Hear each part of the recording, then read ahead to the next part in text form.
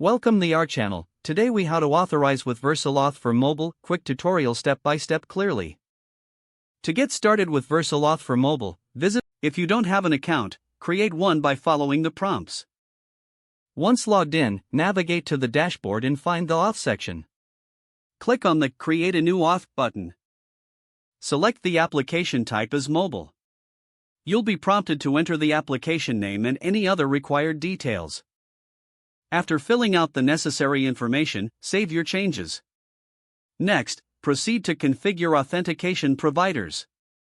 Choose the desired authentication providers, such as Google, GitHub, or others. For each provider, follow the prompts to enter the necessary API keys and secrets. Make sure to enable the providers you want to use. Once your providers are set up, save your changes again.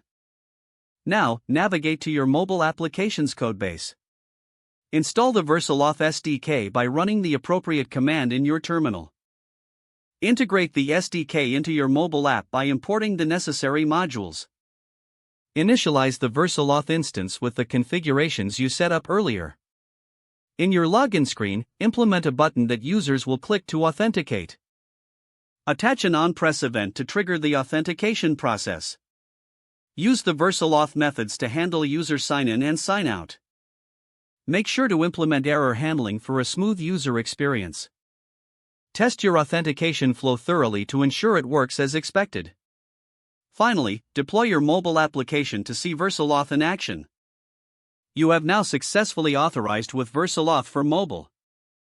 If the page does not load, refresh the browser or try again in a private or incognito window. Make sure you are using the correct email address, then retype it carefully to avoid small typos. If your password is not accepted, use the reset option and create a new strong password you can remember. Check your spam folder for verification or security emails, then complete any requested confirmation steps. Enable two-factor authentication if available to improve account security and reduce unauthorized access risk. After signing in, review your profile details so your contact information and settings are accurate and current. Don't forget to like this video and subscribe to our channel for more step-by-step tech guides.